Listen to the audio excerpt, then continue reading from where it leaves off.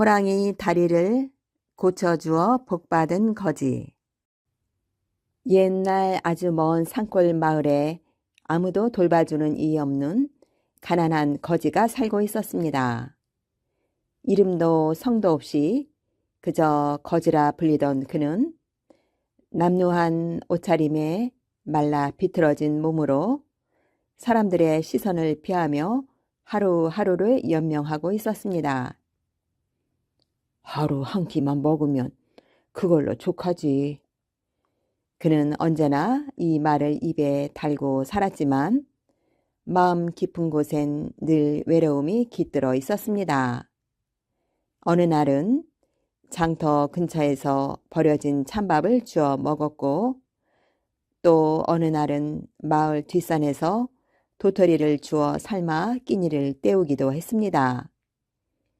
사람들은 그를 혐오하기도 외면하기도 했지만 그는 원망하지 않았습니다.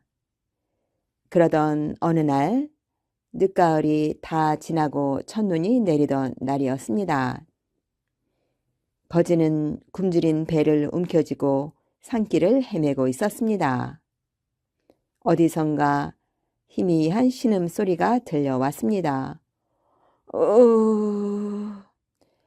거지는 깜짝 놀라 숨을 죽인 채 소리가 나는 쪽으로 조심스레 다가갔습니다. 거기엔 다리에 피를 흘리며 쓰러져 있는 커다란 호랑이 한 마리가 있었습니다. 눈빛은 날카로웠지만 더 이상 힘도 없어 보였고 무엇보다도 다리에 덫에 찔린 듯 깊은 상처가 나 있었습니다. 거지는 한참을 망설이다가 조용히 다가가 말했습니다. 이러다간 얼어 죽을 테니 내가 도와줄게. 내가 나를 해치지 않는다면 말이야. 놀랍게도 호랑이는 가만히 고개를 끄덕이듯 눈을 감았습니다. 그 순간 거지는 품속에 늘 들고 다니던 헝겊 조각과 바느질 바늘을 꺼냈습니다. 며칠 전 주운 찔레나무 가지로 약초도 조금 챙겨둔 게 있었지요. 그는 호랑이의 상처를 조심스럽게 씻고 살이 갈라진 틈을 꿰며 감쌌습니다. 한겨울 산속에서 온기를 전하며 그는 밤새 호랑이 곁을 지켰습니다. 다음 날 아침 기적처럼 호랑이는 눈을 뜨고 일어났습니다. 거지는 배고픔도 추위도 잊은 채 환하게 웃으며 말했습니다. 이젠 괜찮을 거야. 산 아래로 내려가서 몸을 좀 추스리렴. 그러자 호랑이는 무언의 감사의 눈빛을 보내더니 조용히 숲속으로 사라졌습니다. 며칠 후 거지는 또다시 굶주린 몸을 이끌고 장터 근처를 배회하고 있었습니다. 그런데 놀라운 일이 벌어졌습니다. 낯선 사내가 그에게 다가오더니 말했습니다. 혹시 며칠 전 산에서 다친 동물을 치료해 주니가 자네요? 거지는 얼떨결에 그렇다고 말했고 사내는 깜짝 놀란 표정을 지으며 그를 깊은 산속 큰 기와집으로 데려갔습니다. 거기엔 귀한 비단옷과 음식이 차려져 있었고 산속을 지키는 상군처럼 보이는 수염난 노인이 그를 기다리고 있었습니다. 내 아들이 호랑이로 변해 수련을 하고 있었는데 덫에 걸려 위험했단다. 자네가 아니었으면 목숨을 잃었을 것이여. 노인은 말을 이었습니다. 우린 산신의 후손으로 인간과 짐승의 모습을 오갈 수 있는 운명을 타고났다네. 자네의 선한 마음은 하늘도 감동시킬 것이다. 그리하여 거지는 산속 대가에서 몸을 회복하며 머물게 되었고 그들로부터 글도 배우고 약초 다루는 법도 배웠습니다. 눈이 녹고 봄이 올 무렵 노인은 거지에게 땅과 집 한 채를 선물하며 말했습니다. 이제 자네는 더 이상 거지가 아니네. 자네의 이름은 이제 은공이라 하겠네. 은혜를 베풀어 받은 복이라는 뜻일세. 그날 이후 은공은 산 아래 마을로 내려와 약초를 캐고 병든 이들을 도우며 살아갔습니다. 그가 만든 약초차는 병을 낫게 하고 그가 남긴 말은 사람들의 마음을 따뜻하게 했습니다. 마을 사람들도 차츰 그를 따르게 되었고 그는 마을에 존경받는 어른으로 자리 잡게 되었습니다. 어느 해 그를 찾아온 어른 사내아이가 물었습니다. 할아버지, 왜 호랑이를 고쳐주셨어요? 무서웠을 텐데요. 그러자 은공은 부드러운 미소를 지으며 말했습니다. 두려움보다 앞선 것은 연민이란다. 누군가 고통받고 있다면 그 생김새가 무엇이든 마음으로 먼저 보아야 한단다. 그는 늘 사람들에게 말하곤 했습니다. 복은 내가 애써 쫓는 것이 아니라 내가 진심을 다해 남을 위할 때 저절로 다가오는 것이지요. 그날 밤 그는 혼자 하늘을 올려다보며 조용히 기도했습니다. 그때 호랑이를 도와주지 않았다면 나는 아직도 어둠 속에서 방황했을 겁니다. 감사합니다. 그렇게 은공은 가난했던 한 거지에서 인생을 바꾸고 남들에게 따뜻함을 나누는 이가 되어 세상에서 가장 값진 복을 누리며 평생을 살아갔습니다. 그렇게 은공으로 이름을 얻은 옛 거지는 산속에서 배운 약초 지식과 바느질 솜씨로 사람들을 도우며 살았습니다.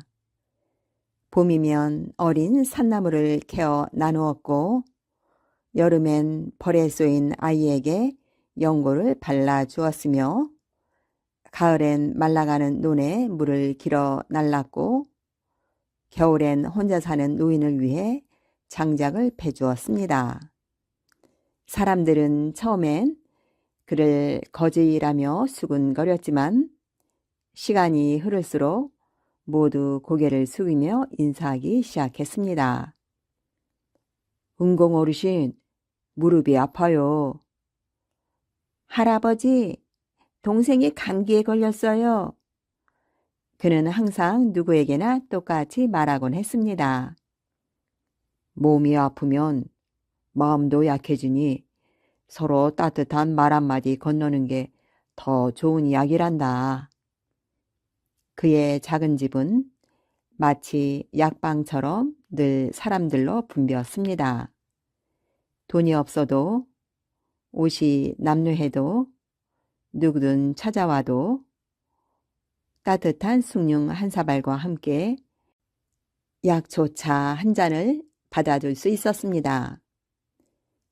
어느 날 밤 바깥에서 이상한 소리가 들렸습니다. 쿵! 쿵! 은공은 호롱불을 들고 밖으로 나갔습니다. 그 눈 덮인 들판 너머 실루엣처럼 다가오는 것은 바로 예전에 자신이 치료해준 호랑이였습니다.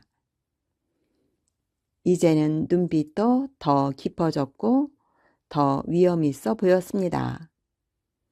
호랑이는 조용히 은공 앞에 앉더니 입에 물고온 보자기를 내려 놓았습니다. 그곳에는 오래된 금화 몇 개와 희귀한 약초가 담겨 있었습니다.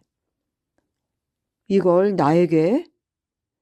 호랑이는 고개를 천천히 끄덕이며 다시 산속으로 사라졌습니다. 그 밤 은공은 혼잣말처럼 중얼거렸습니다. 진심은 통하는 법이지. 말이 아니어도 얼굴이 달라도. 그 이후로도 이상하게도 은공의 약초는 특별한 효용이 있었습니다. 병든 이가 회복되었고 근심이 많던 이들의 얼굴에도 웃음이 돌았습니다. 사람들은 점점 그를 산신의 축복을 받은 이라며 존경을 표하기 시작했습니다. 몇 해가 흐르고 은공은 마을 어귀에 조그마한 정자를 짓고 그곳에서 아이들에게 옛 이야기를 들려주기 시작했습니다. 옛날 옛적에 말이다. 한 가난한 거지가 있었단다. 아이들은 깔깔 웃고 어른들은 그 웃음소리를 들으며 미소 지었습니다. 정자 곁에는 은공정이라는 현판이 걸려 있었습니다. 은혜로운 손길, 공덕의 삶을 기리는 뜻이었습니다. 그리고 시간이 흘러 은공이 세상을 떠나던 날, 온 마을 사람들은 검은 옷을 입고 고개를 숙였고 그의 무덤 앞엔 조용히 눈을 맞으며 한 마리의 호랑이가 머물렀습니다. 한참을 그러다 호랑이는 묵묵히 고개를 숙이고는 산속으로 천천히 사라졌다고 합니다. 사람들은 말했습니다. 그 호랑이는 분명 옛날 은공이 도와준 그 호랑이일 게야. 그 인연이 지금까지 이어졌구나. 그렇게 이 땅엔 선한 마음 하나가 사랑과 짐승의 인연을 넘고 생을 바꾸며 수많은 이들의 기억 속에 전해지게 되었습니다. 이 이야기는 오늘도 노을진 저녁이면 바람결에 실려 마을 아이들의 귓가에 속삭입니다. 내가 가진 건 적어도 마음은 얼마든지 나눌 수가 있단다. 선비와 까치. 옛날에 한 선비가 과거를 보기 위해 한양으로 가고 있었습니다. 등에는 괴나리 보찜과 활을 메고 있었습니다. 하루 종일 산길을 걸었더니 다리가 아프군. 빨리 이 고개를 넘어야 할 텐데. 해는 어느덧 서쪽으로 기울고 주위는 어둑어둑했습니다. 이 고개를 넘으면 주막이 있을까? 잘못하다가는 산에서 밤을 새우겠어. 고개 너머에 주막이 없으면 어쩌지?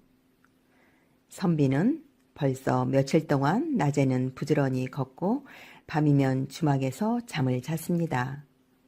선비가 고개를 넘자 마을이 내려다 보였습니다. 마을이 있어서 다행이구나. 찾아보면 주막도 있을 거야. 선비는 부지런히 마을을 향해 언덕을 걸어 내려갔습니다. 마을 입구에 마침 주막이 있었습니다. 옳지. 오늘은 여기서 하룻밤 묵어가야겠군. 선비는 주막으로 들어갔습니다. 주인장, 하룻밤 묵어갑시다. 어서 오시오. 과거를 보러 가는 길이우려? 그렇습니다. 주인은 선비를 방으로 안내했습니다. 아, 피곤해. 선비는 잠자리에 들자마자 곧 잠이 들었습니다. 다음 날 선비는 아침 일찍 눈을 떴습니다. 자, 어서 일어나자. 한양까지는 아직 수백 리나 더 가야 하니까. 서둘러 아침을 먹고 선비는 주인에게 밥값과 방값을 냈습니다. 자, 주인장, 또 만납시다. 네, 안녕히 가세요. 부디 장원급제 하세요. 고맙소. 주막을 나선 선비는 다시 부지런히 걷기 시작했습니다. 나무 위에서는 까치들이 울어댔습니다.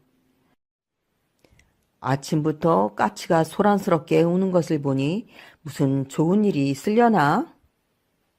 선비는 산길로 들어섰습니다. 또 산길이군.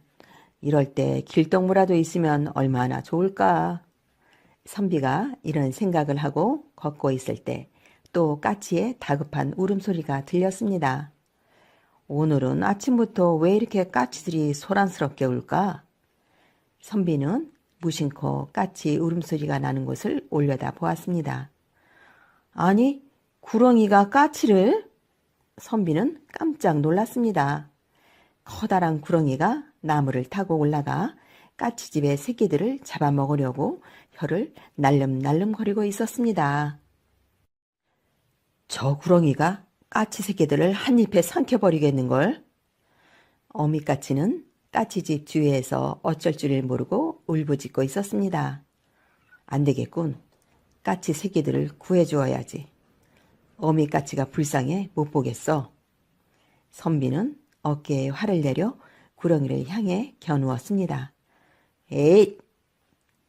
선비가 활시위를 당겼다 놓자 화살은 싱 하는 소리와 함께 구렁이의 머리에 가서 정확히 꽂혔습니다. 아니, 저놈의 구렁이가 화살을 맞고도 끄떡도 않네. 선비는 다시 활시위를 당겼습니다.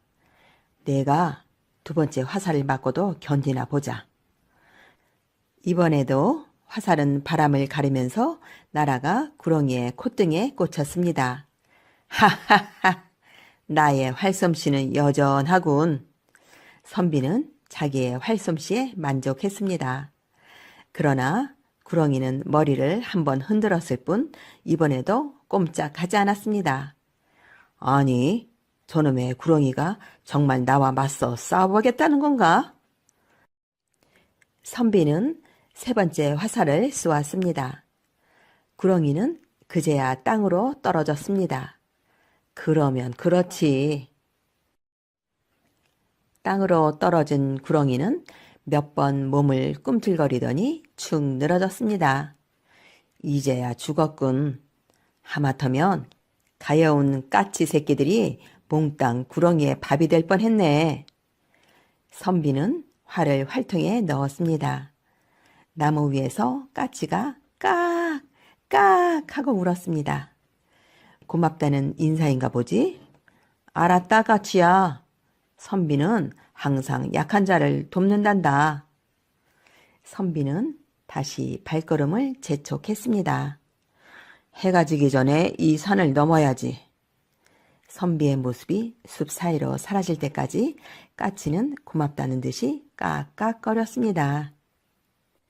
선비는 산길을 한참 걸었습니다. 얼마나 더 가야 산길이 끝날까? 산길이 끝나야 마을이 나올 텐데. 해는 뉘엿뉘엿 서산으로 기울고 있는데 길은 점점 더 깊은 산속으로만 이어졌습니다. 큰일 났군. 이러다간 오늘 밤은 산속에서 헤매게 생겼어. 주인은 벌써 깜깜해지기 시작했습니다. 이런 깊은 산속에 집이 있을 리도 없고 어쩌면 좋은가. 선비는 칠흑같이 깜깜해진 산속에서 그만 길을 잃고 말았습니다. 그때였습니다. 아, 불빛이다. 선비는 정신이 번쩍 들었습니다. 저 멀리에서 작은 불빛 하나가 깜빡이고 있었습니다. 다행이야. 오늘은 저 집에 가서 하룻밤 신세를 지자.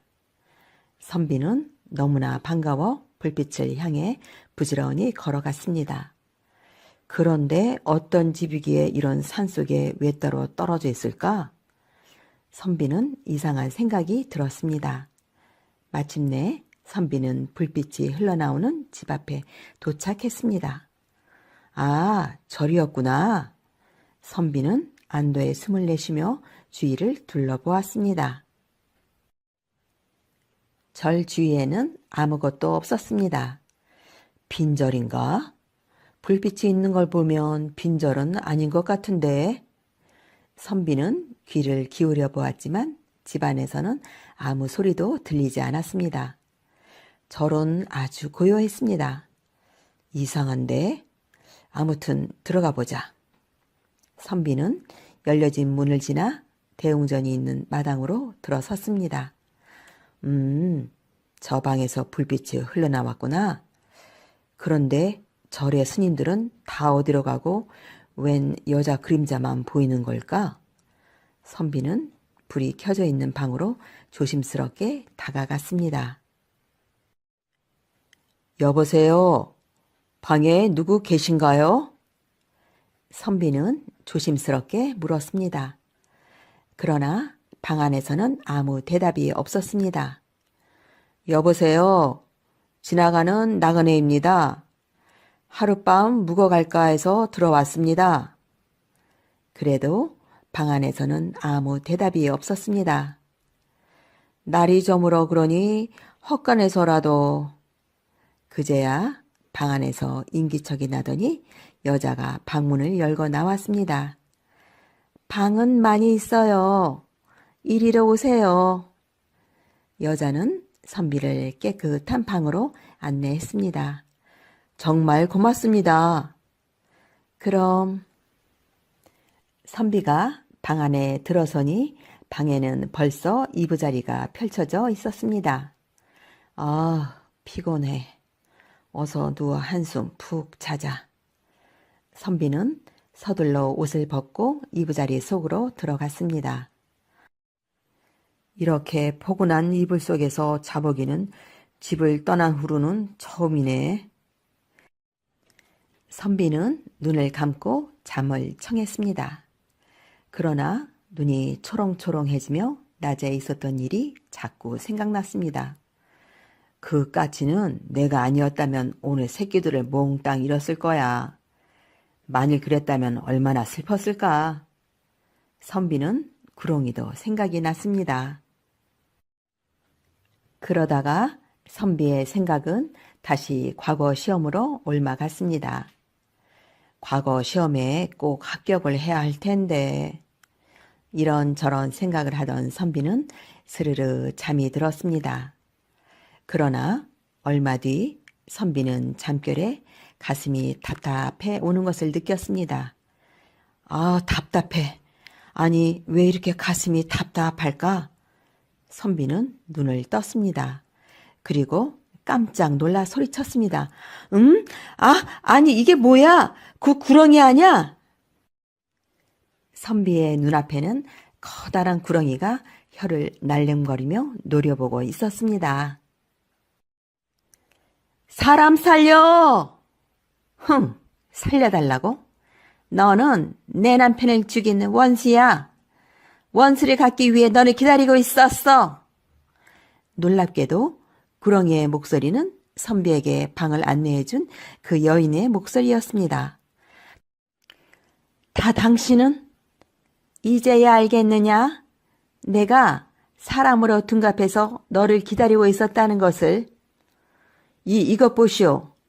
당신의 남편을 죽인 데는 그럴 만한 이유가 있었어. 우선 나를 좀 풀어주시오. 구렁이는 잠시 망설이더니 선비의 몸을 풀어주었습니다. 어디 그 이유가 뭔지 말해보아라. 선비는 숨을 가다듬고 말했습니다. 위험에 닥친 새끼들을 보고 울부짖는 어미까치가 너무 불쌍해서 그만 활로 당신 남편을 쏘고 말았소. 구렁이는 선비의 말을 다 듣고 나서 이렇게 말했습니다. 그렇게 활을 잘 쏜다면 날이 새기 전에 활로 이 절의 종을 3번 울려라. 활을 쏘아 종을 치라고? 그래. 그러면 죽은 남편과 나는 용이 되어 하늘로 올라갈 수 있다. 하지만 종을 울리지 못하면 너는 죽는 거야. 알았느냐? 이 말을 남기고 구렁이는 스르르 자취를 감추었습니다. 선비는 밖으로 나가 종루로 갔습니다. 종루는 절 뒷곁 절벽 위에 있었습니다. 크고 무거운 종이 높다랗게 매달려 있는 것이 어둠 속에서 어렴풋이 보였습니다. 아니, 어떻게 저 무거운 종을 활을 쏘아 올리게 한단 말인가? 더욱이 이 깜깜한 밤에 이제 꼼짝없이 죽었구나. 선비는 종루를 한참 바라보다가 그냥 되돌아 섰습니다. 어떻게 해야 하나? 이대로 죽음을 기다리고 있어야 하나? 선비는 곰곰이 생각을 해보았지만 뾰족한 수가 없었습니다. 과거 시험도 못 보고 죽어야 하다니. 선비는 죽음을 각오하고 방 가운데 반드시 앉았습니다. 점점 새벽이 다가오고 있었습니다. 조금 있으면 구렁이가 제 남편의 원수를 갚으러 오겠지. 선비는 꼬박 뜬 눈으로 밤을 새웠습니다. 과거 시험도 치러보지 못하고 깊은 산속에서 죽게 되다니. 그때 밖에서 스르르 구렁이가 나타났습니다. 곧 날이 밝을 텐데 왜 종을 울리지 않는 거냐? 죽겠다는 것이냐? 구렁이는 선비 앞에서 혀를 날름댔습니다. 종을 울리지 못하면 내 목숨도 끝이야. 선비는 까치가 생각났습니다. 가여운 까치를 구한 것이 무슨 죄인가? 선비는 자기가 한 일을 후회하지 않았습니다. 자, 마음대로 해라. 나는 불쌍한 새끼 까치들을 구해 주었을 뿐이다. 구렁이가 선비 앞으로 바짝 다가오며 입을 크게 벌렸습니다. 내가 죽인 내 남편과 나를 위해 종을 울려 달랬더니 왜 못 울리는 거냐? 선비는 아무 대답도 하지 않았습니다. 자, 이제 죽을 준비를 해라. 구렁이가 동리를 보이며 선비를 물려는 순간이었습니다. 땡! 선비는 깜짝 놀랐습니다. 종소리가 들려온 것입니다. 땡! 아니, 이 소리는? 입을 쩍 벌리고 선비의 목을 물려고 하던 구렁이도 깜짝 놀랐습니다. 이건 종소리야! 그때 세 번째 종소리가 울렸습니다. 땡! 아, 세 번째 종소리다! 이제 용이 되어 하늘로 올라갈 수 있어! 구렁이는 선비 앞을 조용히 물러났습니다. 선비는 말없이 손을 모아 합장을 했습니다. 구렁이는 사라졌지만 선비는 한참 동안 생각에 잠겨 있었습니다. 누가 종을 울렸을까? 누가 위험한 순간에 종을 울려 나의 목숨을 구해 주었을까? 선비는 아무리 생각해도 알 수 없었습니다. 날이 새면 종루에 올라가 보자. 선비는 날이 새기를 기다렸습니다. 멀리 산 위에서 새벽빛이 서서히 밝아오기 시작했습니다. 날이 밝기 시작하는구나. 선비는 일어나 밖으로 나갔습니다. 절은 텅 비어있어 한적했습니다. 이제 보니 빈절이구나. 선비는 종루가 있던 절에 뒷곁으로 갔습니다. 이상해. 절은 텅 비어있는데 누가 종을 친 것일까? 종루는 어젯밤에 보았을 때보다 더 높아 보였습니다.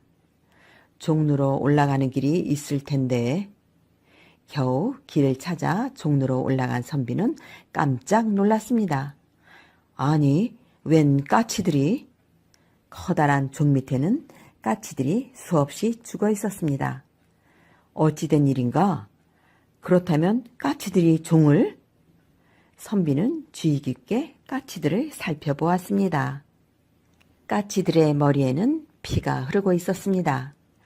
그제야 선비는 모든 것을 알 수 있었습니다. 맞았어. 까치들이 무거운 종을 치기 위해 머리로 종을 들이받은 거야. 그렇습니다. 까치들은 선비에게 은혜를 갚기 위해 목숨을 바친 것입니다. 불쌍한 까치들. 선비는 눈물을 흘렸습니다. 한참 동안 선비는 그 자리를 떠나지 못했습니다. 할미꽃. 옛날 어느 깊은 산골 마을에 할아버지와 할머니가 살았습니다. 할아버지와 할머니에게는 늦게 둔 아들이 하나 있었습니다. 영감, 우리도 이제 손자를 볼 수 있을까요? 이 녀석이 이제 기어다니니 언제 커서 장가를 들고 자식을 낳을까요? 세월은 빠르다고 하지 않소. 금방 장가들 나이가 될 거요. 그때까지 우리가 살까요? 그거야 나도 모르지. 우리가 복이 있다면 손자를 볼 때까지 살겠지 않겠소? 할아버지와 할머니에게는 어린 아들이 하나밖에 없는 큰 기쁨이고 보람이었습니다. 정말로 세월은 화살같이 빨리 흘러갔습니다. 어느덧 할아버지와 할머니의 어린 아들은 장가들 나이가 되었습니다. 영감, 우리가 복이 있나 봐요. 이제 우리도 손자를 볼 수 있게 되었네요. 장가를 들여야 손자를 보지. 할멈, 그 녀석 나이가 올해 20살이니 장가를 드립시다. 할아버지와 할머니는 참한 색시를 골라 아들을 결혼시켰습니다. 영감, 이제 손자 볼 일만 남았구려. 하하하, 그렇구려. 할아버지와 할머니는 물론 마을 사람들도 모두 기뻐하며 결혼을 축하했습니다. 며느리는 착하고 부지런했습니다. 이듬해 며느리는 아기를 낳았습니다. 영감, 손녀예요. 옥처럼 예뻐요. 그렇군. 정말 예쁘구려. 할아버지와 할머니는 손녀를 안고 기뻐 어쩔 줄을 몰라 했습니다. 2년 뒤 며느리는 또 아기를 낳았습니다. 영감, 이번에도 손녀딸이에요. 할아버지와 할머니는 첫째 손녀를 볼 때처럼 기뻐했습니다.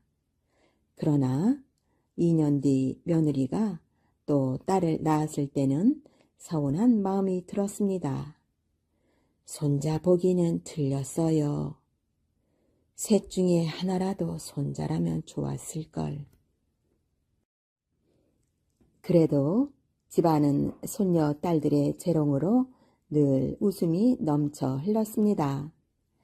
그러던 어느 날 할아버지와 할머니에게 슬픈 일이 생겼습니다. 나무를 하러 갔던 아들이 발을 헛디뎌 낭떠러지에서 떨어져 죽은 것입니다. 아이고 영감, 이제 우리는 어떻게 살아요? 차라리 늙은 내가 죽어야 하는걸. 그 뒤 할아버지는 병이 나서 시름시름 앓다가 세상을 떠났습니다. 1년 뒤에는 며느리마저 세상을 떠났습니다. 하느님도 무심하시지. 영감과 아들, 며느리를 다 데려가시다니. 할머니는 하느님이 원망스러웠습니다. 그러나 언제까지나 하느님을 원망하며 눈물로 세월을 보낼 수는 없었습니다. 내가 일을 하지 않으면 이 어린 것들이 굶어 죽게 생겼는데. 할머니는 이제 식구들을 잃은 슬픔보다는 앞으로 어떻게 살아가야 할지가 더 걱정이 되었습니다. 내가 눈물만 흘리고 있을 때가 아니야. 부모 없는 어린 것들을 잘 키우려면 무슨 일이든지 해야만 돼. 할머니는 슬픔을 이겨내고 닥치는 대로 일을 하기 시작했습니다. 불쌍한 어린 것들을 잘 키워야 할 텐데. 할머니는 낮에는 밭에 나가 일하고 밤에는 늦도록 길쌈을 했습니다. 할머니가 온갖 고생을 하며 보살피는 덕분에 새 손녀딸들은 무럭무럭 자랐습니다.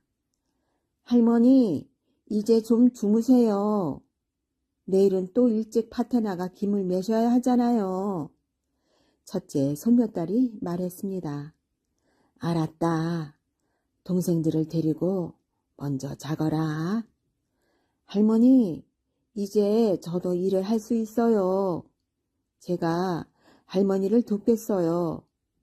고맙구나. 어린 내가 벌써 다 커서 이 할미를 돕겠다고 하니.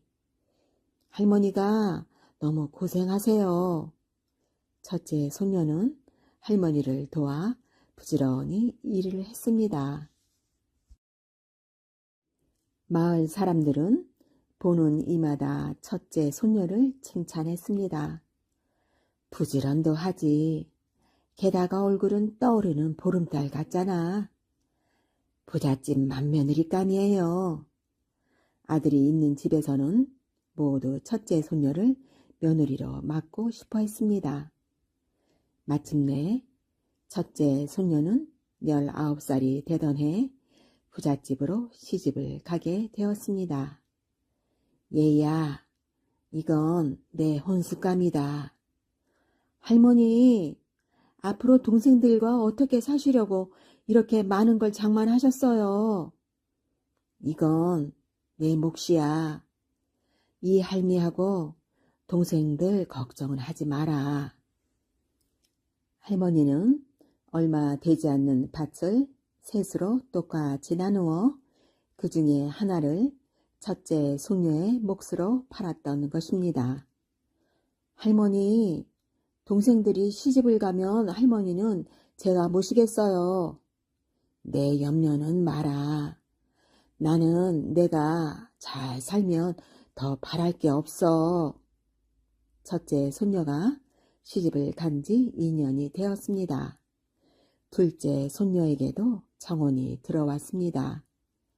할머니, 둘째도 이제는 결혼을 시키셔야지요. 어디 좋은 혼처가 있어? 그러면요, 모두 며느리감으로 탐을 내고 있는걸요. 그럼 시집을 보내야겠군. 마침내 둘째 손녀도 그 마을의 양반집으로 시집을 가게 되었습니다. 할머니는 둘째 손녀에게도 첫째 손녀와 똑같이 혼수감을 장만해 주었습니다. 할머니, 우리가 시집 갈 때마다 밭이 없어지니 할머니는 어떻게 사세요? 더 열심히 일을 하면 되지. 할머니, 시집간 뒤 언니는 한 번도 할머니를 뵈러 오지 못했지만 저는 할머니 생신 때만은 꼭 오겠어요. 얘야, 내 걱정은 말고 시부모님 잘 모시고 잘 살아다오. 우리 때문에 고생만 하신 할머니, 안녕히 계세요. 오냐, 잘 가거라. 둘째 손녀가 할머니 곁을 떠나 시집을 간 지도 어느새 2년이 지났습니다. 셋째 손녀가 19살이 되었습니다. 셋째 손녀에게도 여기저기서 청혼이 들어오기 시작했습니다. 얘야, 너도 이제 시집을 가야지. 할머니, 저는 시집 가지 않겠어요. 할머니 모시고 그냥 살면 안 돼요. 그건 안 된다. 사람은 어른이 되면 결혼을 해서 자식을 낳아야 해. 그렇지만 할머니, 저마저 할머니 곁을 떠나면 할머니는 이제 어떻게 살아요? 어떻게 살긴? 나는 괜찮아. 혼자서도 잘 살 수 있어. 셋째 손녀는 할머니 걱정으로 잠을 이룰 수가 없었습니다. 아, 어떡하나. 시집을 가면 언니들처럼 할머니를 뵈러 올 수도 없을 텐데 할머니는 혼자 얼마나 쓸쓸하실까. 그러나 할머니는 날마다 셋째 손녀에게 시집을 가라고 재촉했습니다. 얘야, 내게 또 중매가 들어왔다. 이번에는 거절하지 말고 시집을 가거라. 할머니, 저는 이대로 할머니 곁을 떠날 수는 없어요. 할머니와 함께 살게 해주세요. 그렇게 할 수는 없단다. 그건 내 마음을 편하게 하는 게 아니야. 셋째 손녀는 어찌해야 좋을지 몰랐습니다. 할머니, 이제 일을 하실 수도 없어요. 옆에 돌보는 사람이 없으면 금방 돌아가실 거예요. 그렇지 않아. 나는 앞으로도 10년은 더 일할 수 있을 거야. 저는 이 다음에 할머니가 돌아가시고 나면 그때 시집을 가겠어요. 그러면 내가 죽을 때 눈을 감을 수가 없어. 하늘나라에 가서도 내 아비와 어미 얼굴을 어떻게 보겠니? 할머니는 막무가내였습니다. 그러는 동안 셋째 손녀의 나이는 21살이 되었습니다. 셋째야, 이제는 고집 부리지 말고 시집 가거라. 어쩔 수 없이 셋째 손녀는 가난한 농사꾼에게 시집을 가게 되었습니다. 할머니, 밭은 팔지 마세요. 밭이 다 없어지면 할머니는 무엇으로 사세요? 나는 길쌈을 하면 먹고 살 수 있어. 할머니는 마지막 남은 밭을 팔아 셋째 손녀의 혼수감을 마련했습니다. 시집가는 날 셋째 손녀는 하염없이 눈물을 흘렸습니다.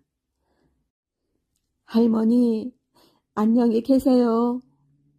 오냐, 새색시가 울기는. 어서 눈물을 닦아라. 할머니도 하염없이 눈물을 흘렸습니다. 부디 잘 살아라. 할머니는 이제 혼자가 되었습니다. 이제야 내 할 일을 다 했구나. 이젠 죽어도 한이 없어. 그러나 할머니는 새 손녀들이 보고 싶어 날마다 눈물을 흘렸습니다. 이 애들은 지금 무엇을 하고 있을까? 별일 없이 잘들 있는지. 할머니는 자나깨나 손녀들 생각을 하며 잘 살기를 빌었습니다. 착한 아이들이니 하느님이 도우시겠지.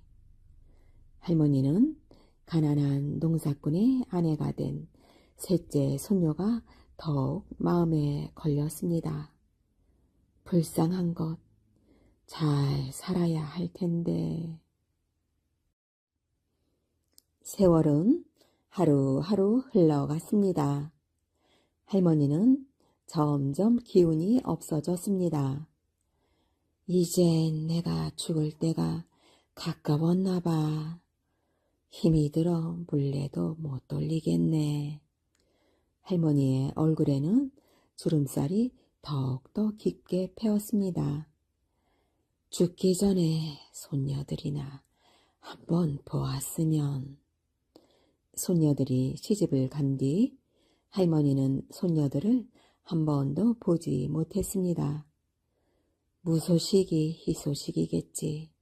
잘들 있으니까 아무 소식이 없는 거야. 할머니는 늘 이렇게 생각하며 한 번도 손녀들을 원망하지 않고 꿋꿋하게 살았습니다.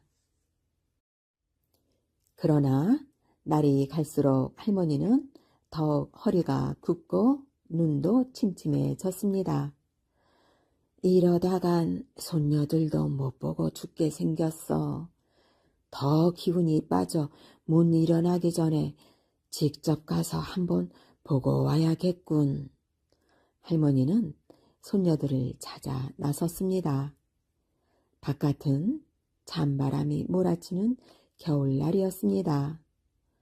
할머니, 이렇게 추운 날 어디를 바쁘게 가시는 길이세요? 길에서 할머니를 만난 마을 아낙네들이 놀라서 물었습니다. 시집간 손녀들이 보고 싶어 찾아가는 길이라오. 그래도 날씨가 따뜻해지거든 다녀오세요. 마을 아낙네들은 할머니가 걱정되어 저마다 말렸습니다. 그러나 할머니는 지팡이에 몸을 의지한 채 첫째 손녀의 집으로 걸음을 옮겼습니다. 할머니는 힘들게 첫째 손녀의 집에 도착을 했습니다. 할머니를 본 첫째 손녀는 깜짝 놀랐습니다. 아니, 할머니, 이렇게 추운 날 어쩐 일이세요? 내가 보고 싶어 왔단다. 날씨가 따뜻해지거든 오시지 그러셨어요. 봄까지 기다릴 수가 없었어. 시아버님께서 병환 중이시라 집안이 어수선한데 할머니까지 오셨으니 어떻게 하나? 얘야, 내 얼굴을 보았으니 이제 난 돌아가야겠구나. 할머니는 추운 바람 속을 다시 걸어서 집으로 돌아왔습니다. 다음 날 할머니는 둘째 손녀의 집을 찾아 나섰습니다. 둘째 손녀도 할머니를 보자 깜짝 놀랐습니다. 할머니, 어서 오세요. 그런데 웬일이세요? 내가 보고 싶어서 왔지. 일을 어쩌나? 잔치가 있어서 큰 댁을 가려던 참인데. 괜찮다. 내 얼굴을 보았으니 이제 난 돌아가도 돼. 네, 그럼 할머니 그러세요. 나중에 찾아뵐게요. 둘째 손녀가 돌아서는 할머니 뒤에서 말했습니다. 할머니는 왠지 자꾸 슬퍼져 눈물을 흘리면서 집으로 돌아왔습니다. 이튿날은 한방눈이 펑펑 내렸습니다. 큰일 났군. 어떻게 고개를 넘어가나. 할머니는 걱정을 하면서도 셋째 손녀를 보기 위해 집을 나섰습니다. 눈속을 걸어 할머니는 겨우겨우 고개 마루에 올라섰습니다. 저 아래 셋째가 사는 마을이 보이는구나. 그러나 할머니는 더 이상 발걸음을 옮길 수가 없었습니다. 할 수 없지. 여기 앉아서 셋째네 마을이라도 내려다보자. 할머니는 한숨을 내쉬며 고개 마루에 앉았습니다. 할머니는 셋째 손녀가 사는 마을을 하염없이 내려다보았습니다. 불쌍한 것, 가난한 집으로 시집을 가서 얼마나 고생이 많을까. 할머니는 눈물을 흘렸습니다. 어느덧 언덕에는 어둠이 내리기 시작했습니다. 그날 밤 셋째 손녀는 꿈을 꾸었습니다. 할머니가 어디론가 떠나는 꿈이었습니다. 이상해. 내일은 할머니를 찾아뵈어야지. 다음 날 셋째 손녀가 할머니 댁으로 가기 위해 고개 마루에 올라섰을 때였습니다. 아, 할머니, 할머니, 왜 여기에 쓰러져 계세요? 할머니, 정신 차리세요. 셋째 소녀는 눈 위에 쓰러진 할머니를 발견하고 달려가 부둥켜 안았습니다. 할머니, 정신 차리세요, 할머니. 그러나 할머니는 아무 대답도 없었습니다.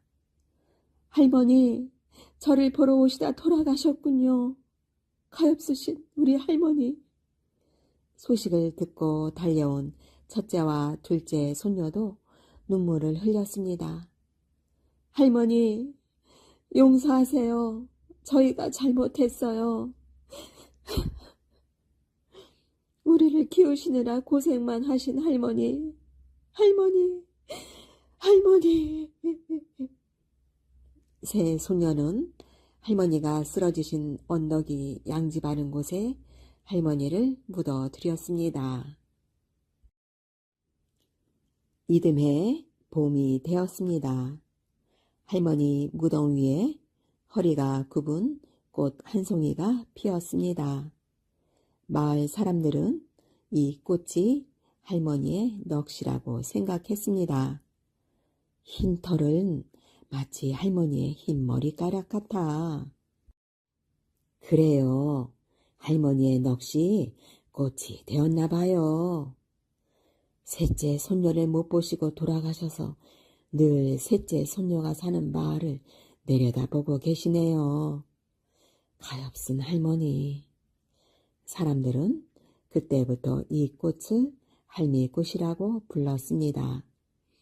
할머니의 무덤 위에는 해마다 할미꽃이 피어 아랫마을을 내려다보고 있었습니다. 아껴라 아껴 영감님과 뭐든지 아껴 영감님. 옛날 어느 마을에 구드새 영감님 한 분이 살았어요. 얼마나 구드새였는지 마을 사람들이 모두들 아껴라 아껴 영감님이라고 불렀지요. 영감님네 밥상엔 언제나 반찬이라곤 간장 한 종지뿐이었어요. 그나마도 아끼고 아껴 먹느라 젓가락으로 콕 찍은 간장에 밥 한 숟가락 그랬지요. 그뿐이 아니었어요. 이 영감님이 물을 얼마나 아껴 썼냐면 쌀 씻은 물에 세수하고 세수한 물에 걸레 빨고 걸레 빤 물은 나무에 주고 그러고도 그 물이 아까워서 아이고 아까워라 아까워 그랬지요. 그런데 그 동네에 둘째가라면 서러워할 구두새 영감님이 한 분 더 살았어요. 이 영감님은 또 얼마나 구두새인지 사람들이 뭐든지 아껴 영감님이라고 불렀지요. 밥풀 하나, 물 한 방울, 땔감 한 조각도 그냥 버리는 일이 없었어요. 심지어 개똥까지 아끼고 아껴 모아두었다가 밭에 뿌리곤 했었어요. 어디 그뿐인 줄 아세요?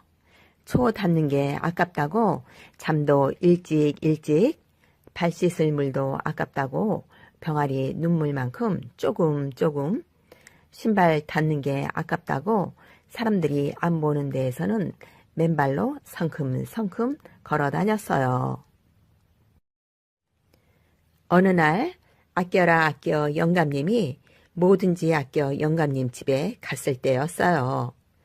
마침 뭐든지 아껴 영감님은 마루에 혼자 앉아 엿을 먹고 있었지요. 뭐든지 아껴 영감님은 집으로 들어서는 아껴라 아껴 영감님을 보고 깜짝 놀랐어요. 맛있는 엿을 나눠 먹자니 아깝고 안 주자니 체면이 안 서고 어쩌겠어요. 못 보고 못 들은 채 엿을 낼름 한 입에 넣었지요. 그 모습을 보고 아껴라 아껴 영감님이 말했어요. 아니 그 큰 엿을 한 입에 다 넣다니 자네 입은 크기도 하네. 그래도 뭐든지 아껴 영감님은 못 보고 못 들은 채 우물우물 엿을 먹었어요. 아껴라 아껴 영감님은 그 곁에서 침막 꿀꺽꿀꺽 삼켰지요. 남의 입에 든 엿을 나눠 먹자고 하자니 더럽고 입도 다 못 담은 채 양보를 실룩이며 엿을 먹고 있는 뭐든지 아껴 영감을 보고 있자니 자꾸만 화가 나는 거예요. 그래서 다짜고짜 뺨을 꼬집으며 왕왕 소리쳤지요. 이래도 모르는 체 할 텐가? 이래도? 다음날 뭐든지 아껴 영감님이 아껴라 아껴 영감님네로 놀러 갔어요. 여보게 장기나 한 판 두세. 그랬더니 아껴라 아껴 영감님이 물었어요. 좋지. 그런데 장기판은 가져왔나? 아, 장기판은 자네 집에도 있지 않나? 그 소리에 아껴라 아껴 영감님이 펄쩍 뛰었어요. 무슨 소린가? 그럼 우리 집 장기파만 다를 게 아닌가? 뭐든지 아껴 영감님은 기가 막혔지요. 좋네. 그럼 자네 장기판 반쪽 가지고 우리 집으로 가세. 아니, 그건 왜? 왜는 왜? 집에 갔다 오려면 내 신발만 다를 게 아닌가? 그러니 우리 집으로 가세. 아껴라 아껴 영감님도 질세라 소리쳤지요. 좋아. 자네 집까지 가려면 내 신발도 다를 테니 중간에서 만나세. 그래서 그날 두 구두새 영감님은 결국 길거리에 앉아 장기를 두고 말았지요. 다음날 개구리가 개골개골 울어대는 논뚝길에서 아껴라 아껴 영감님네 아들하고 뭐든지 아껴 영감님네 아들이 마주쳤어요. 아, 여보게 잘 만났네. 그렇지 않아도 자네 집으로 망치를 빌리러 가던 참인데. 아, 이런 나도 자네 집으로 망치를 빌리러 가던 참인데. 그래서 두 아들들은 망치를 빌리러 가다 털레털레 빈손으로 집으로 돌아왔어요. 아들이 빈손으로 돌아온 까닭을 말하자 아껴라 아껴 영감님이 그랬지요. 아, 네 그런 구두쇠는 처음 봤네.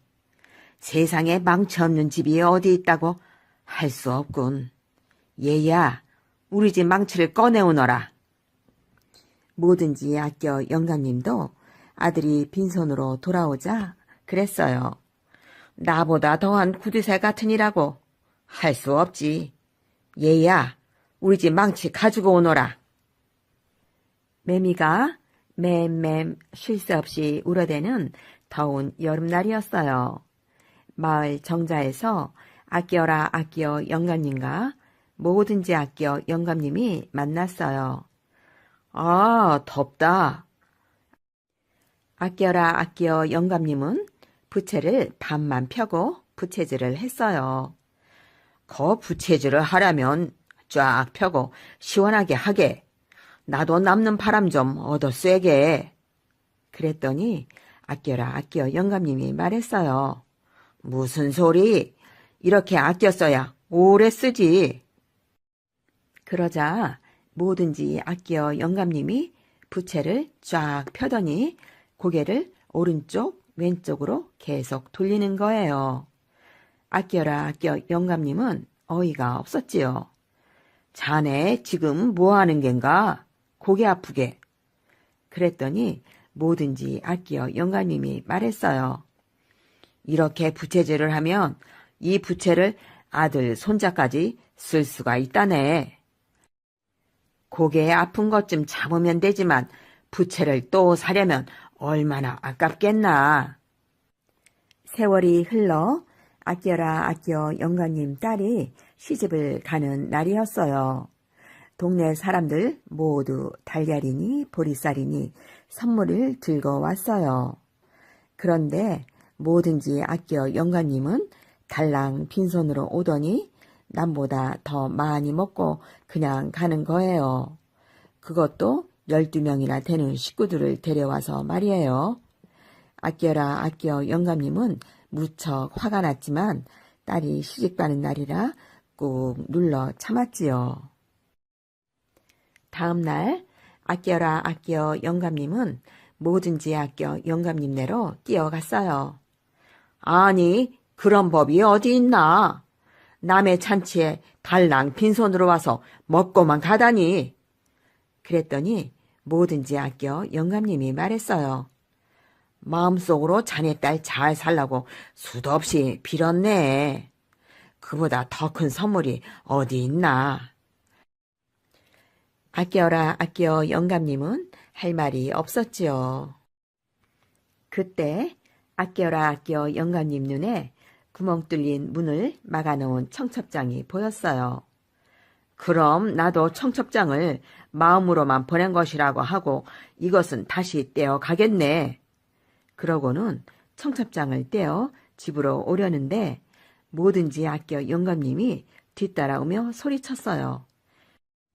여보게, 가져가려거든 청첩장이나 가져가지. 그 뒤에 붙은 내 밥풀은 왜 가져가나? 그 뒤로도 두 영감님은 아옹다옹 다투며 변함없는 구두쇠로 오래오래 잘 살았대요. 동물들의 나이 자랑.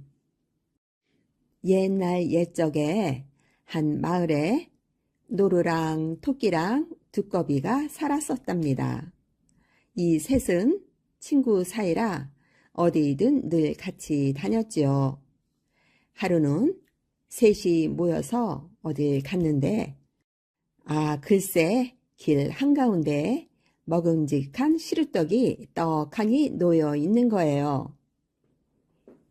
아이쿠, 이게 웬 떡이냐?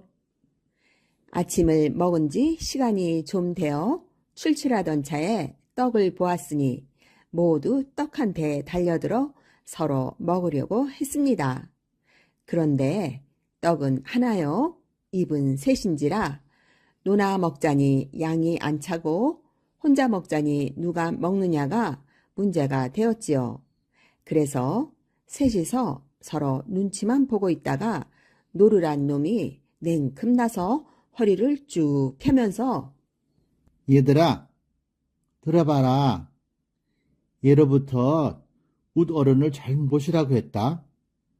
만난 것이 생기면 어른을 공경하는 의미로 어른에게 양보하는 것이 세상사의 도리인데 나는 너희보다 키도 헐쩍 클 뿐더러 말이다.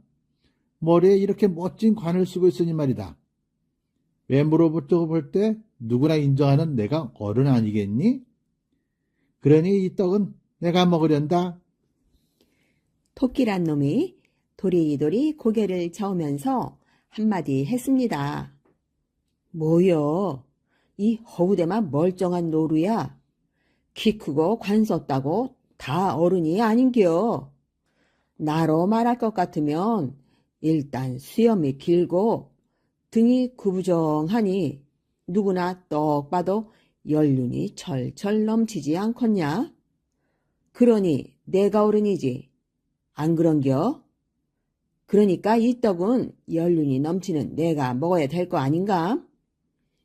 그러니까 두꺼비란 놈이 두 눈을 꿈뻑꿈뻑 하면서 아니야, 아니야. 너희들은 다 틀렸어. 외모적으로 어른이들이면 무엇보다 점잖고 주름이 많아야 돼. 날 봐라. 내 걸음걸이가 얼마나 점잖은가. 너희들처럼 뛰어다니는 건 젊은 사람들이나 그렇게 하는 거야. 어른들은 뛰어다니지 않고 늘 조심스럽게 점잖게 다닌단다. 그리고 어른들은 세상사를 오래 겪다 보니 늘 주름이 많지. 나 봐봐. 내 얼굴에 온통 주름투성이잖아. 세상사를 얼마나 많이 겪었으면 얼굴도 모자라 몸에도 온통 주름투성이다. 그러니 이 떡은 내가 먹으련다. 셋이 말이 다 그럴듯하여 티격태격 옥신각신 다툼이 끝날 것 같지 않았습니다. 그때 노르란 놈이 한 꾀를 내어서는 이렇게 말했습니다. 좋다. 그렇다면 뭐니 뭐니 해도 나이 많은 것이 어른이니 누가 나이가 가장 많은지 어디 한번 견져보자. 나로 말할 것 같은 말이다. 세상이 처음 생겨 달도 별도 없을 적에 말이다. 금강석, 은강석을 자루에 가득 담아 내고 말이다. 긴 사다리 받쳐놓고 하늘 높이 올라가서 말이다. 여기 총총 저기 총총 달도 받고 별도 박아 깜깜한 밤하늘을 내 손으로 밝혔으니 말이다. 내 나이 몇인지를 헤아릴 수 있겠니? 그러자 토끼가 말을 받아 노루야, 내 말을 들어보니 과연 내 나이가 많긴 많구먼. 그렇지. 안 그런가? 근데 내가 달과 별을 박을 적에 망치로 탕탕 쳐서 박지를 않았니? 그랬지. 그렇다면 노루야, 내 말 좀 들어봐라. 세상이 처음 생겨 달도 별도 없을 적에 하늘 높이 받쳐놓고 달도 받고 별도 박을 사다리는 물론이요. 망치조차 없을 적에는 하늘 아래 처음으로 대장간을 차려놓고 망치며 사다리며 노루가 쓰던 그 연장 모두를 내 손으로 만들고 내 손으로 지었으니 내 나이 몇인지를 헤아릴 수 있는겨? 그 말에 노루는 아차 졌다 싶어서 얼굴이 벌개져서 뒤통수만 긁고 있었고 토끼란 놈은 의기양양해져서 긴 수염을 베베 꼬고 있었는데 잠자않고 듣고 있던 두꺼비가 갑자기 한숨을 푹푹 쉬며 눈물을 뚝뚝 흘리는 거예요. 노루랑 토끼가 깜짝 놀라 아니 두꺼봐 왜 우는겨? 오라 너 시방 떡을 못 먹게 돼서 그러는겨? 그러자 두꺼비가 말하기를 아니다, 아니야. 그게 아니다. 너의 말을 듣다 보니 죽은 막내 손자가 생각이 나서 그런다. 내 말 좀 들어봐라. 세상이 처음 생겨 달도 별도 없을 적에 하늘 높이 받쳐놓고 달도 받고 별도 박을 사다리는 물론이요. 망치조차 없을 적에 그리고 사다리며 망치 만들 대장간도 없을 적에 우리 속 깊은 막내 손자 녀석 글쎄 뒷일을 생각하며 대장간에 기둥 들보 제목을 삼는다고 참나무, 소나무를 정성으로 심더니만 아름드리 제목으로 커다랗게 키워놓고 제 스님들 보기 전에 홍유가 다 죽었으니 아마 그때 나이 아마도 겨우 3862세라. 꽃다운 어린 손자 먼저 황천길을 보내놓고 내 여태 살고 있으니 이제와 너희들의 그 시절을 얘기하니 금쪽 같고 눈에 넣어도 안 아플 것 같은 손주 녀석 어찌하니 그리울까. 이렇게 마치고는 아예 목을 놓아 통곡을 하는 거예요. 아이고 아가 내 손주 깨비야. 이 늙은 할애비는 입대껏 잘 사는데 어리디 어린 우리 깨비는 어찌 먼저 떠났느냐. 아이고 아이고. 노루와 토끼는 하도 어이가 없어서 넋놓고 쳐다만 보다가 듣자니 말입니다. 두꺼비 영감, 당신이 가장 어른이시다 말입니다. 아휴, 그만 우시고 이 떡이나 드세요. 하며 입맛을 쩍쩍 타셨습니다. 그리해서 늑디 늙은 두꺼비 어른은 혼자서 그 떡을 냠냠 맛있게 먹었는데 그때 불뚝 나온 배가 아직도 꺼지질 않아서 두꺼비 배는 불룩하고 늘 그렇게 어기적 걸어 다닌다고 하네요. 세상에서 가장 무서운 것. 옛날 어느 외딴 산골에 가난한 할아버지 한 분이 살고 있었습니다. 할아버지는 식구도 없고 친척도 없었습니다. 말동무할 친구라도 하나 있었으면. 할아버지는 늘 심심하였습니다. 어느 날 저녁이었습니다. 어험, 일찌감치 잠이나 자야겠다. 할아버지는 저녁을 먹고 나서 불을 끄고 자리에 누웠습니다. 그때 누가 똑똑똑 문을 두드렸습니다. 이 밤중에 누구일까? 할아버지는 얼른 일어나 문을 열었습니다. 울퉁불퉁 주먹코에 동글동글 왕방울 눈, 머리에는 커다란 뿔이 달린 도깨비가 문 밖에 서 있었습니다. 아니, 도깨비다. 우헤헤헤, 무얼 그리 놀라나? 심심해서 재미있는 옛날 이야기나 한 자리 들으러 왔네. 도깨비는 껄껄 웃으면서 방 안으로 들어왔습니다. 할아버지는 정신을 가다듬고 더듬더듬 불을 켰습니다. 어서 이야기 한 자리 해보게. 영감이 먼저 하면 나도 따라 할 걸세. 도깨비가 털이 숭숭 난 다리를 쭉 뻗으며 재촉했습니다. 도깨비가 할아버지를 해칠 것 같지는 않았습니다. 할아버지는 어험 헛기침을 하고 이야기를 시작했습니다. 옛날 호랑이가 담배 먹던 먼 옛날. 도깨비는 옛날 이야기를 아주 좋아했습니다.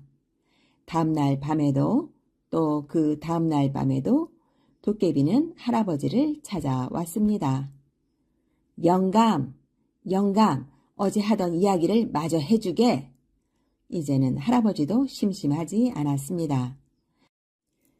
할아버지 방에서는 밤마다 하하, 허허 웃음소리가 흘러나왔습니다. 어느 날 할아버지는 우물로 물을 길러 갔습니다. 아니, 이럴 수가?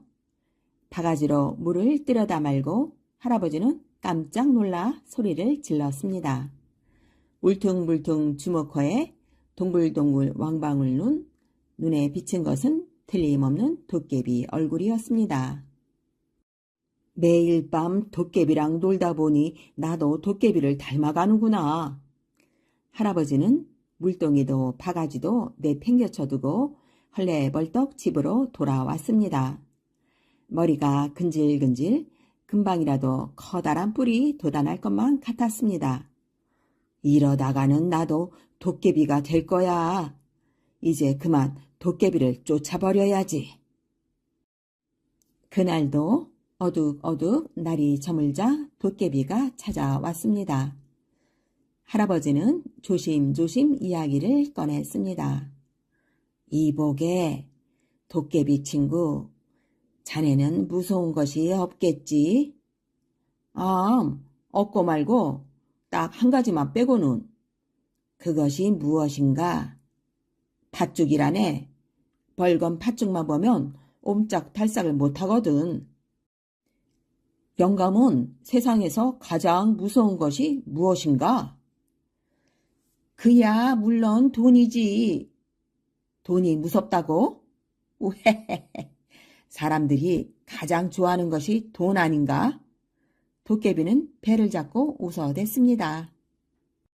날이 밝자 도깨비는 어디론가 사라졌습니다. 할아버지는 커다란 가마솥에 팥죽을 한 솥 끓였습니다. 그리고 마당에도 뒷뜰에도 부엌에도 팥죽을 골고루 뿌렸습니다. 휴, 이만하면 됐겠지. 미안하기는 하지만 하는 수 없지. 할아버지는 방문 앞에도 팥죽 솥을 놓아두었습니다. 밤이 이슥해지자 도깨비가 돌아왔습니다. 도깨비는 집안 구석구석에 뿌려놓은 팥죽을 보더니 깜짝 놀랐습니다. 으악! 팥죽이다! 도깨비는 허둥대다가 그만 팥죽 솥을 밟았습니다. 으악! 도깨비 살려! 도깨비는 온몸에 팥죽을 뒤집어 쓴 채 멀리 도망을 쳤습니다. 다음 날 밤이 이슥해지자 쿵쾅쿵쾅 도깨비 발자국 소리가 들렸습니다. 영감 자나? 도깨비는 또 팥죽 솥을 밟을까봐 겁이 나는지 울타리 밖에서 고함을 질렀습니다. 할아버지는 숨을 죽이고 문 틈으로 몰래 내다 보았습니다. 도깨비는 커다란 자루를 마당으로 던졌습니다. 와르르르르르. 자루에서 번쩍번쩍 빛나는 금돈이 쏟아졌습니다. 세상에서 가장 무서운 것이 돈이라고 했겠다. 어디 혼 좀 나봐라. 도깨비는 손을 탈탈 털고 훌쩍 사라졌습니다. 할아버지는 도깨비 덕분에 큰 부자가 되었답니다.